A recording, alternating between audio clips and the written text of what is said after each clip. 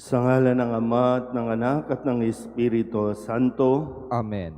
ang pagpapala ng ating Panginoong Heso Kristo, ang pag-ibig ng Diyos Ama, at ang pakikipagkaisa ng Espiritu Santo naway sumainyong lahat. At sumaiyo rin. Mga kapatid, aminin natin ang ating mga kasalanan upang tayo'y maging marapat gumanap sa banal na pagdiriwang. Inaamin ko sa makapangyarihang Diyos at sa inyo mga kapatid, na lubha akong nagkasala sa isip, sa salita at sa gawa, at sa aking pagkukulang. Kaya isinasamo ko sa mahal na Birheng Maria, sa lahat ng mga anghel at mga banal, at sa inyo mga kapatid, na ako'y panalangin sa Panginoong ating Diyos. Kaawaan tayo ng makapangyarihang Diyos, patawarin tayo sa ating mga kasalanan, at patnubayan tayo sa buhay na walang hanggan. Amen. Panginoon, kaawaan mo kami. Panginoon, kaawaan mo kami. Kristo, kaawaan mo kami. Kristo, kaawaan mo kami. Panginoon, kaawaan mo kami. Panginoon, kaawaan mo kami. Manalangin tayo. Ama naming makapangyarihan, ang sinimulan naming kusang pagpapakasakit ay subaybayan mo ng iyong pagmamalasakit upang ang pinagtitiisan ng aming katawan ay maisaloob namin at maganap ng may katapatan sa pamamagitan ni Jesucristo kasama ng Espiritu Santo magpasawalang hanggan. Amen.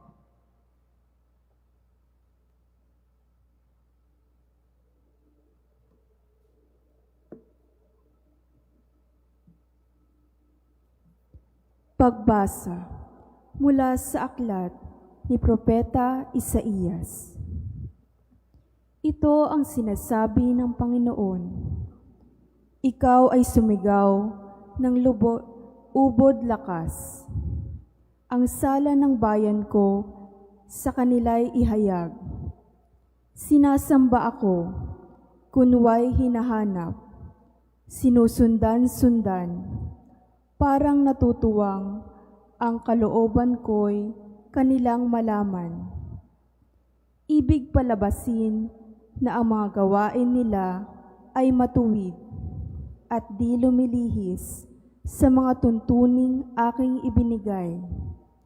Wari natutuwang sa aki sumamba at ang hinihinging hatol na matuwid.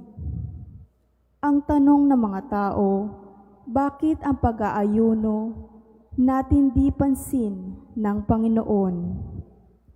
Nagugutom lang tayo, ngunit walang kabuluhan. Ang sagot ng Panginoon, pansariling kapakanan pa rin ang pangunahing layunin sa pag-aayuno. Habang ang nag-aayuno'y patuloy na inaapi ang may hirap. Ang pag-aayuno ninyo'y humahantong lamang sa alitan, hanggang kayo-kayo'y nag-aaway-away. Kung ang pag-aayuno ninyo'y ginagawa ninyo, ay gayon din lamang. Ang inyong pagtawag ay tiyak na hindi ko pakikinggan. Sa inyong pag-aayuno, pinahihirapan ninyo ang inyong sarili. Yumuyuko kayong parang damong hinihipan ng hangin. Nagdaramit kayo ng sako at nahihiga sa abo. Pag-aayun na ba iyan? Akala ba ninyo'y nasisiyahan ako riyan? Ito ang gusto kong gawin ninyo. Tigilan na ninyo ang pag-aalipin. Sa halip ay pairalin ang katarungan. Ang mga api palayain ninyo at tulungan. Ang mga nagugutom ay inyong pakanin. Patuloyin sa inyong tahanan ang walang tirahan. Yaong mga tao na halos hubad na ay inyong paramtan. Ang inyong pagtulong sa mga kasama ay huwag tatalikdan. At kung magkagayon, matutulad kayo sa bukang liwayway. Hindi maglalaot, gagaling ang inyong sugat sa katawan. Ako'y laging sa inyo. Ililigtas kayo at iingatan kahit saang lugar. Sa araw na iyon, diringgin ng Panginoon ang dalangin ninyo. Pag kayo'y tumawag, ako'y tutugon agad. Ang salita ng Diyos. Salamat sa Diyos. Diyos ko, iyong tinatanggap, pakumbaba't pusong tapat. Diyos ko, iyong tinatanggap, pakumbaba't pusong tapat. Ako'y kaawaan, o mahal kong Diyos, sang-ayon sa iyong kagandahang loob, mga kasalanan ko'y iyong pawiin, ayon din sa iyong pag-ibig sa akin. Hugasan mo sana ang aking karumhan, dalisayin mo ang aking kasalanan. Diyos ko, iyong tinatanggap, pakumbaba't pusong tapat. Ang pagsalansan ko ay kinikilala, laging nasa isip ko at alaala. Sa iyo lang ako nagkasalang tunay, ang nagawa ko'y di mo nagustuhan. Diyos ko, iyong tinatanggap, pakumbaba't pusong tapat. Hindi mo nanais ang mga paghandog, sa haing sinunog, di ka nalulugod. Ang handog ko, o Diyos, na karapat-dapat, ay ang pakumbaba't pusong mapagtapat. Diyos ko, iyong tinatanggap, pakumbaba't pusong tapat.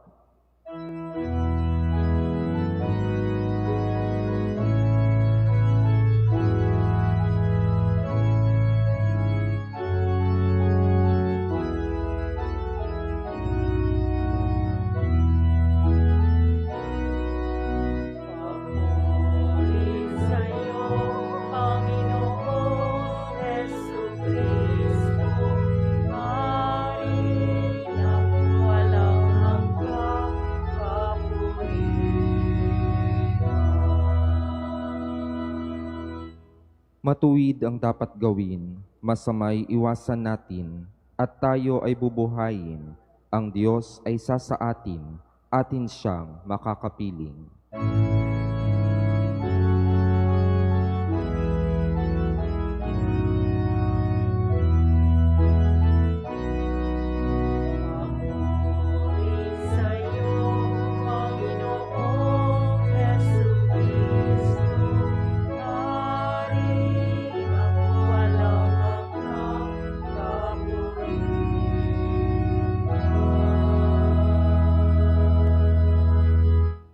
Sumainyo ang Panginoon. At sumaiyo rin. Ang mabuting balita ng Panginoon ayon kay San Mateo. Papuri sa iyo, Panginoon. Noong panahong iyon, lumapit kay Jesus ang mga alagad ni Juan Bautista at ang wika, "Malimit kaming mag-ayuno, gayon din ang mga Pariseyo. Bakit po hindi nag-aayuno ang inyong mga alagad?" Sumagot siya, "Maaari bang magdalamhati ang mga panauhin sa kasalan habang kasama nila ang lalaking ikinasal? Kapag wala na siya, saka pa lamang sila mag-aayuno." Ang mabuting balita ng Panginoon. Pinupuri ka namin, Panginoong Heso Kristo. Isang magandang umaga po sa inyong lahat. Nasa mga araw ng Kwaresma, Biyernes kasunod ng Miyerkules ng Abo. At sa magkakasunod na araw, lagi natin naririnig ang mga salitang pag-aayuno. Noong Miyerkules, pinaalalahanan tayo na kung tayo ay mag-aayuno, tiyakin natin na hindi ito pakitang tao lamang o paimbabaw. Ang pag-aayuno ay isa sa mga tinatawag nating disiplina sa panahon ng Kwaresma. Sabihin nyo nga po, pag-aayuno. Sa Ingles, kapag binasa natin ito ay fasting. So ito ay nakatuon sa hindi pagkain. So yung tinitiis natin at sinabi rin natin na kusa nating gagawin ang mga pagtitiis ng kagutuman. Unang-una na, kagutuman sa tiyan. Yung appetite natin, no, na kailangan matuto rin tayo na magtimpi, matuto tayo na magkontrol sa mga katakawan natin. Kaya ito, no, bahagi ito na sinasabi sa ating ebanghelyo na bakit hindi nag-aayuno ang mga alagad ni Jesus. Pero pinaliwanag naman ni Jesus na, kumbaga, no, sa ebanghelyong ito, hindi niya inaalis o para bang pinapalitan yung gawaing ito, no, ng pag-aayuno, kundi mas ipinapaliwanag lang niya na may mga tamang panahon, no, tamang oras kung kailan tayo mag-aayuno. So sa panahon natin, ito ang panahon ng pag-aayuno. Kayo po ba, naisip niyo na kung mag-aayuno o magpa-fasting? Kasi pag panahon ng pag hindi panahon ng Kwaresma, kayang-kaya natin mag-intermittent, 'di ba? Intermittent fasting. Kaya natin mag-diet, kaya nga natin magtanggal ng halimbawa, o vegetable lang, o kaya ang dami natin pwedeng gawin. Pero bakit pag panahon ng Kwaresma, ang dami nating reklamo? Isang araw nga lang, pag Ash Wednesday at Good Friday, para bang hirap na tayo. Kung kailan sinasabi sa atin na, ito ang panahon ng fasting, hindi naman natin ginagawa, pero kaya mong mag-intermittent, hindi kumain ng ganitong oras hanggang sa ganitong oras. So para saan? Kasi sabi sa unang pagbasa, kung ang ating pag-aayuno ay para lamang sa pansariling kapakanan natin, baliwala ito. No? Pero sa inyo po ba, no, sa atin ng mga nakakapag-online, napaghandaan ba o kaya iniisip mo ba paano ka magpa-fasting? O sasabihin niyo na naman, senior na po kami. Nung hindi pa kayo senior, ginawa niyo ba? Ginawa ba natin nung hindi pa tayo senior? Kasi lagi nating hinahanapan ng justification, no? Para sabi ko nga, nagsimula na tayo ng Kwaresma. Ang Kwaresma, hindi lang isang araw. Hindi lang pag Ash Wednesday, Kwaresma. The rest, wala na. Nakalimutan na natin yung, di ba, yung mood, no? Yung atmosphere na Kwaresma ngayon. Na kailangan mas maging seryoso tayo sa pagpipigil ng ating mga katakawan. Katakawan sa pagkain, katakawan sa mga material na bagay. Nagpipigil ba tayo? Kasi dapat nito, no, lahat ng pag-aayuno na ating ginagawa o sakripisyo ay mayroong kabutihang maidudulot, hindi lang sa sarili, kundi kabutihan sa ating kapwa. Kaya nga paghandaan. Hindi pwedeng mag-aayuno tayo na mag-aayuno, pero ugali natin, wala tayong ginagawang effort. Hindi pwedeng mag-aayuno ka, maglalakad ka ng palakad, magproposisyon, mag-iistasyon ng krus ka ngayon, no, ng ilang Biyernes. Pagkatapos ng istasyon ng krus, nakaya mo ba kakayanin mo na ba kayang mamansin? Kakayanin mo na kayang magpatawad o humingi ng tawad? Kasi doon yun kaya nga paghahanda, nag-aayuno para maghanda, may paghahandaan. So kung wala itong patutunguhan, baka nagpagod lang talaga tayo o kaya naman sumunod lang tayo sa tradisyon. At hindi yun ang gusto ni Jesus. Si Jesus, pagdating sa mga susunod na araw, maririnig natin ang gagawin niya ring pag-aayuno. Para saan? Para sa Pasko ng pagkabuhay. para makayanan niya itong at hindi niya ito sukuan. So muli, yung paanyaya sa atin habang tayo ay nagsisimula sa panahon ng Kwaresma, ngayon pa lang, paano ako mag-aayuno at kung ano ang hihilingin mo. Hindi para sa material na bagay, kundi katulad ng nawa magkaroon ka rin ng lakas ng loob, maitama mo ang iyong pamumuhay, maisaayos natin ang ating relasyon. Amen.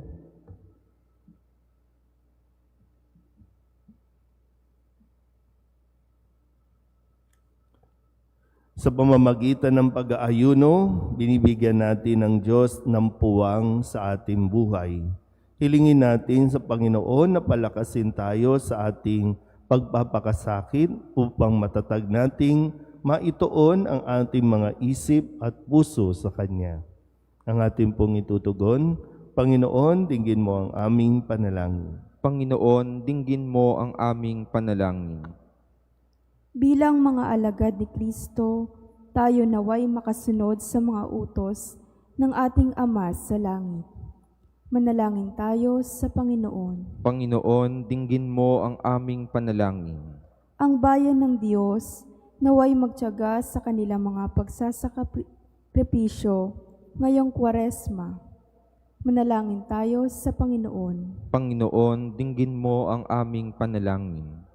Ang ating mga pagtitimpi at pagpipigil sa sarili, alang-alang sa Panginoon, naway matumbasan ng kaligayahan sa piling niya.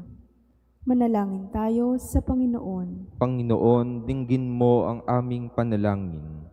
Ang mga may sakit na sa bingit ng kamatayan at namimighati sa buhay, naway mapuspos ng biyaya ng Diyos. Manalangin tayo sa Panginoon. Panginoon, dinggin mo ang aming panalangin. Ang namayapa nating mga kamag-anak at mga kaibigan, naway malayang makabahagi sa buhay ng Diyos. Manalangin tayo sa Panginoon. Panginoon, dinggin mo ang aming panalangin.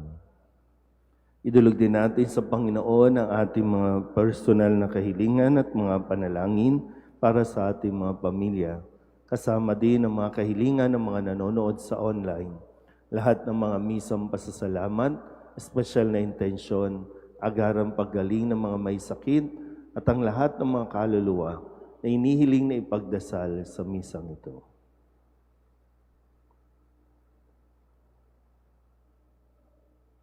Ang lahat ng ito inihiling namin sa ngalan ni Kristo, aming Panginoon. Amen.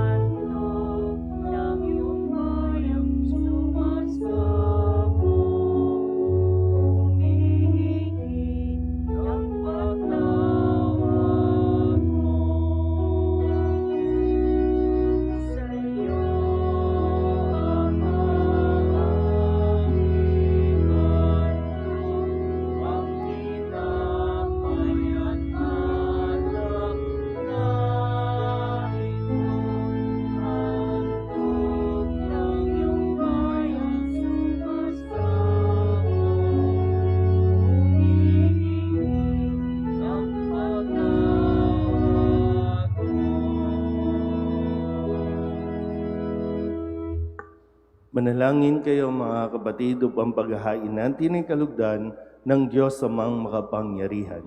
Tanggapin nawa ng Panginoon itong paghahain sa iyong mga kamay, sa kapurihan niya at karangalan sa ating kapakinabangan at sa buong sambayanan niyang banal. Ama naming lumikha, inaalay namin ang aming ginaganap sa 40 araw na paghahanda bilang aming hain na nagpapagindapat na iyong kalugdan ang aming kalooban at nagdudulot ng kakayanan sa pagtitimpi namin sa pamamagitan ni Jesucristo kasama ng Espiritu Santo, magpasawalang hanggan. Amen. Sumainyo ang Panginoon. At sumaiyo rin. Itaas sa Diyos ang inyong puso at diwa. Itinaas na namin sa Panginoon. Pasalamatan natin ang Panginoong ating Diyos. Marapat na siya ay pasalamatan. Ama naming makapangyarihan, tunay ngang marapat na ikaw ay aming pasalamatan sa pamamagitan ni Jesucristo na aming Panginoon. Sa pagbabaka sakali mo kami bubuti, isinugo mo si Jesucristo upang pangunahan kami. Bilang pagsunod sa iyong atas na bigay, ipinahayag ng iyong anak ang iyong kalooban na ang mga apit dukha ay kanyang damayan. Ngayon ay iyong inihahandog ang pagkakataong aming maisaloob ang kanyang ganap at kusang paglilingkod upang sa iyo'y lagi kaming makasunod. Kaya kaysa ng mga anghel na nagsisiawit ng papuri sa iyo nang walang humpay sa kalangitan, kami nagbubunyi sa iyong kadakilaan.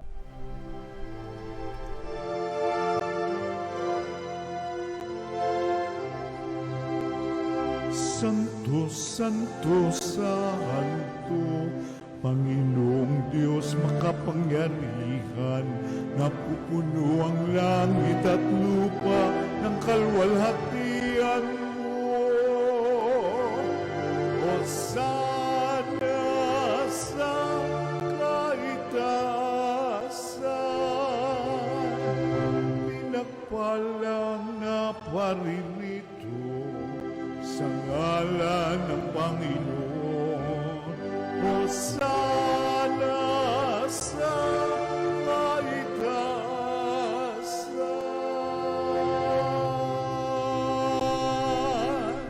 Ama naming banal, ikaw ang bukal ng tanang kabanalan. Kaya't sa pamamagitan ng iyong Espiritu, gawin mong banal ang kaloob na ito upang para sa aming maging katawan at dugo ng aming Panginoong Hesu Kristo. Bago niya pinagtiis ang kusang loob na maging handog, hinawakan niya ang tinapay, pinasalamatan kaniya, pinaghati-hati niya iyon, iniabot sa kanyang mga alagad at sinabi, "Tanggapin ninyong lahat ito at kanin, ito ang aking katawan na ihahandog para sa inyo."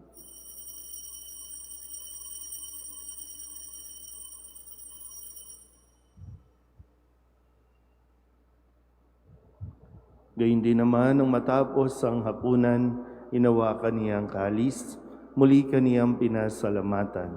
Iniabot niya ang kalis sa kanyang mga alagad at sinabi, "Tanggapin ninyong lahat ito at inumin. Ito ang kalis ng aking dugo, ng bago at walang hanggang tipan. Ang aking dugo na ibubuhos para sa inyo at para sa lahat sa ikapagpapatawad ng mga kasalanan. Gawin ninyo ito sa pag-alaala sa akin."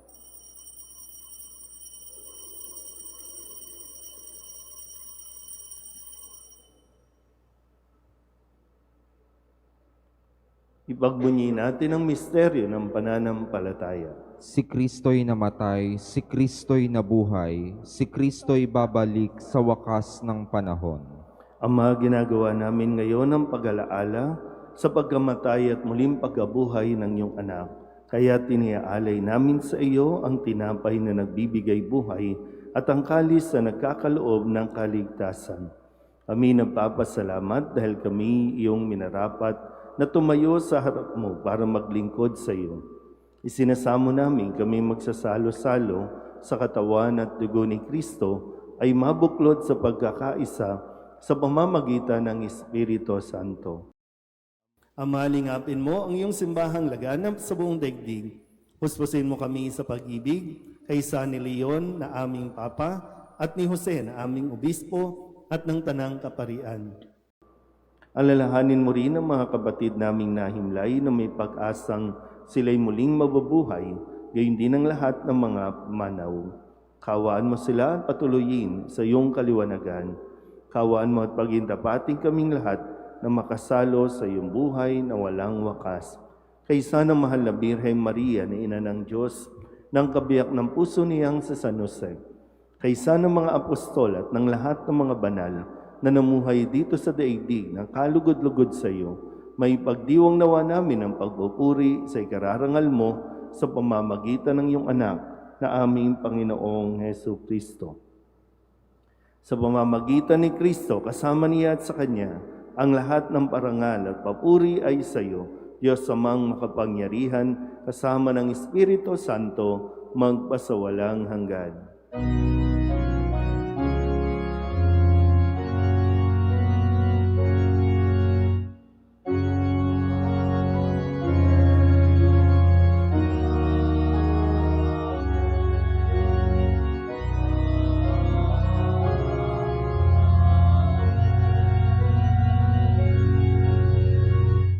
Sa tagubili ng mga nakagagaling na utos at turo na Jesus sa Panginoon natin at Diyos, ipahayag natin ang lakas loob.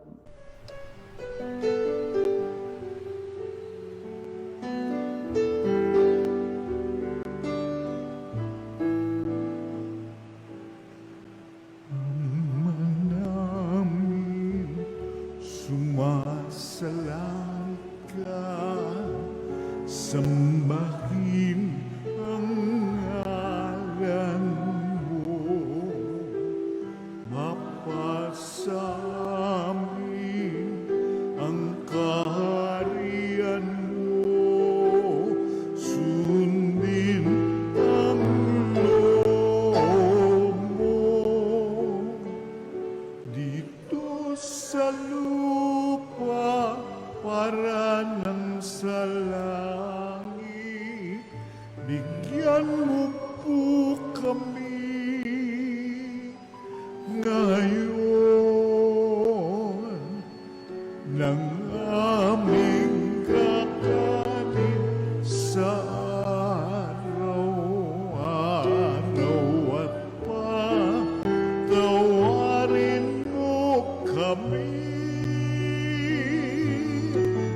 sa aming mga sala para ng pagpapatawad namin sa nagkakasala sa amin. At huwag mo kaming ipagdulot sa tukso, at yadya mo kami sa lahat ng masama. Hinihiling namin kami iadya sa lahat ng masama, pagkalooban ng kapayapaan araw-araw, iligtas sa kasalanan at ilayo sa lahat ng kapahamakan, samantalang aming pinananabikan ang dakilang araw ng pagpapahayag ng tagapagligtas naming si Hesu Kristo. Sapagkat iyo ang kaharian at ang kapangyarihan at ang kapurihan, magpakailanman. Amen. Panginoong Hesu Kristo, sinabi mo sa iyong mga apostol, kapayapaan ang iniiwan ko sa inyo, ang aking kapayapaan ang binibigay ko sa inyo. Tunghayan mo ang aming pananampalataya at huwag ang aming mga pagkakasala.